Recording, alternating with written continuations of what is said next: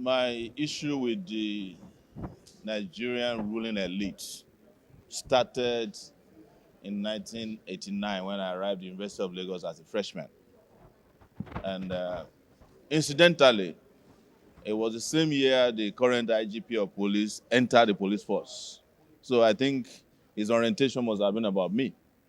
But it is because over these years, some 35 to 36 years now, I have vehemently opposed bad governance.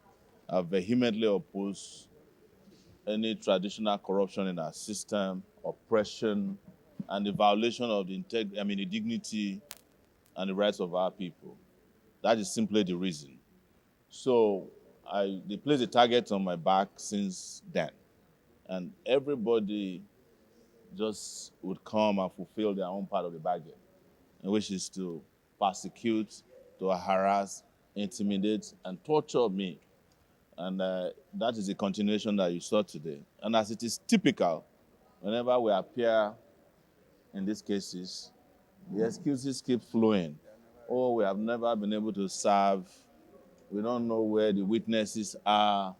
We don't have our paperwork.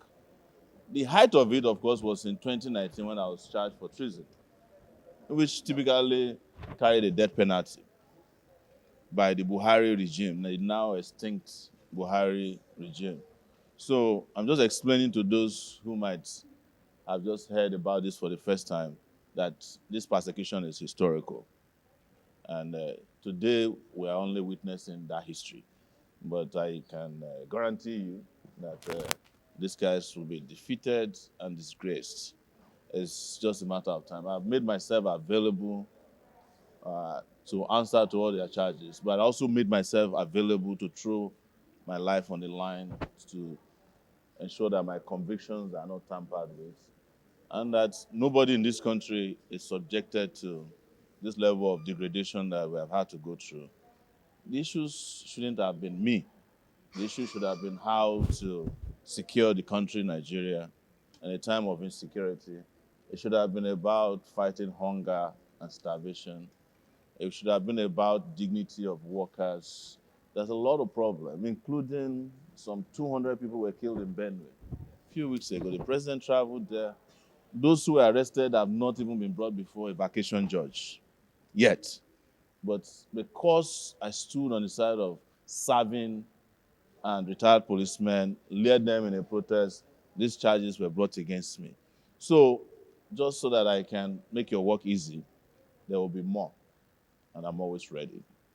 So you just have to wait for the date and find out when next Sowore will be charged for another bogus, foolish, the most inept, frivolous, the most adequately stupid charge.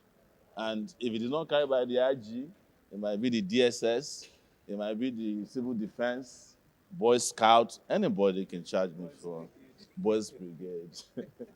Or maybe there are even vigilantes, yes, that have been.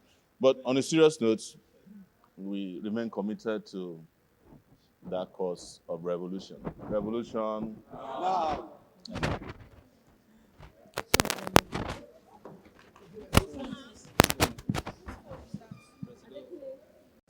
The police IG and his stooges came to court today to waste our time, taxpayers' money, and to embark on responsibilities and waste of treasure taxpayers' money.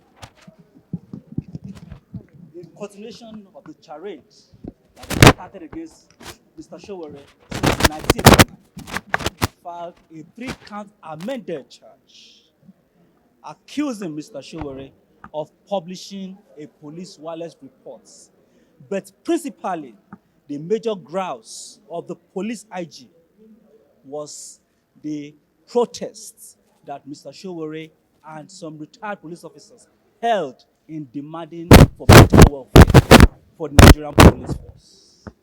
They also accused them of making publications about, in quotes, the mistress of the.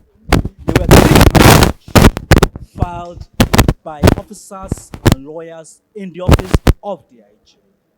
We have informed them that those charges are incompetent, the charges are unlawful, and they are just mere attempt at wasting our time, their time, and more importantly, taxpayers' money on frivolities. We filed an objection where we have informed the police IG that the police IG has no power under the Police Act of 2020 to use his office to fight personal vendetta. The petitioner, the nominal complainant in this three-count charge that we came to court for today is Yemisi Kuti, the alleged mistress of this IG. She is a principal staff to the IG and an officer in the Nigerian Police Force. The Police Act clearly forbids any police officer serving or retired from using the instrumentalities of the office of the police force to fight for personal vendetta and as a means of settling personal score. The instant charge today is an example of such an abuse of prosecutorial powers. Section 174 sub 3 of the Constitution stipulates that any charge to be filed in court must be in compliance with equity and the interest of justice. This particular requirement of Section 174.3 is lacking in the charge that was filed by the IG. This is a clear attempt at scuttling and shrinking the civic space in Nigeria. We join Nigerians all over the world to condemn this instant charge as a misfit, as a misuse, as an abuse of power. And we have asked the court to quash the charge. There is even no need by a plethora of authorities decided by Nigerian Supreme Court. There is no basis for entering a plea in a defective charge as what we have in court today. And we have informed the court that we are not going to take any plea on this inherently defective charge. These charges, as they are presently constituted, must be quashed. The court must throw away the charge without wasting further the Nigerian taxpayers' money.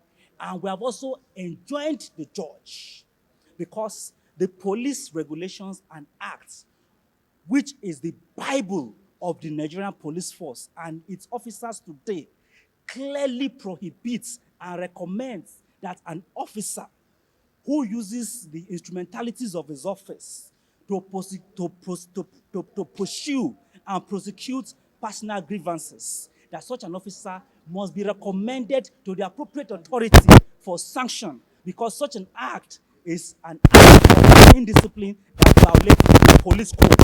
So we are urging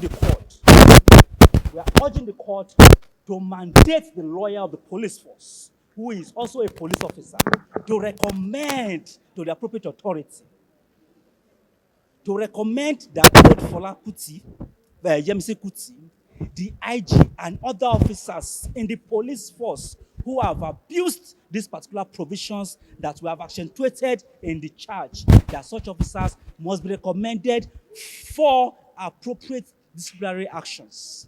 This is what we're asking the court, and this is what the law requires of his lordship. Form of formal or informal meeting with the IGP. You don't meet with oppressors. So, and I angered the IGP that who is Sowore to say he will not come and meet with him. Who is the IGP? I also want you to know that I did not reject a meeting with him because I feel that it's inconvenient. But the moment I meet with him, I would have legalized his position as the subsisting IGP of police. I do not believe, and I've stated it publicly, and he has filed a charge against me before another judge in this court that I called him an illegal IG. They seized my passport based upon that. When we went before the judge 2 days ago, downstairs, to ask for my passport, he said there's no urgency in requesting for my passport. He's a vacation judge. But you can see another vacation judge. There are only 2 vacation judges in this court. They are not handling any other case but Sowore's cases. They gave short adjournments. But the judge downstairs says it's not urgent to give you your passport. But the one here says it is urgent to try you for an offense that does not even exist. I've read the charges. I don't need to tell you that they are the most foolish charges. Anybody who had designed those charges ought to be purged from the police. He should not be a lawyer. It's not worth the certificates that he got from the law school. But it doesn't matter.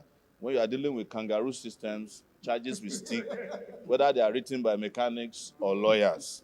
That is how the systems are designed. I also want to inform people here, this is the fourth time I've been charged by the same police force in the last 3 or 4 years. During Buhari's time, Buhari charged me for cybercrime. They had to come and withdraw it, and treason. Under this Egbeto Konde is the third charge. There's another one subsisting over calling him illegal IG. There's a subsisting charge. The FCT command filed on behalf of Neduwoko that we haven't even reached arraignment, and it's been existing since 2022. And I'm sure, so that you know, that they are planning another charge, because they also came here yesterday to request to have my bank accounts given to the IGP. There is no reason to give my bank accounts to the IGP, but, you know, there is a Yoruba saying that the flies are feasting on the wound of a madman. When the madman starts eating the flies, nobody should say he's mad. Thank you very much. And nobody will intimidate him. Let me refer to our former president, Olusegun Obasanjo. He says that if head rotten, the body becomes what? Useless. Now, I'm still referring another issue again from former governor of Lagos State, Michael Omotosho. He says that if you are fighting for a cause and we are not ready to die on the cause, if need be, we are not serious. Let the message go to the general police that they will not leave him alone. We are strongly behind him. Filing a suit against this man, that a lot of armed robbers and criminals within themselves, none of them will be charged to court. Rather than they give their vacation to abroad. We are here to die. The retired police officer, we are here. They have been sending agency, DG, that be going all around in the name of how they can compromise, but we have already said no. What we needed is that police must get out of CPS. No going back. No going back. What police today are standing is that we needed PPB, Police Pension Board. No cheating. You can't work for 35 years, then they'll pay you 1 million naira. Me, I'm from River State. If now they pay me 1 million naira, can you take my family and I to my village? I'm an important man by tribe. I'm from River State. So no is no. And we continue maintaining our stand. Even if they will kill him, all of us will die together with him. That's my message to the federal government.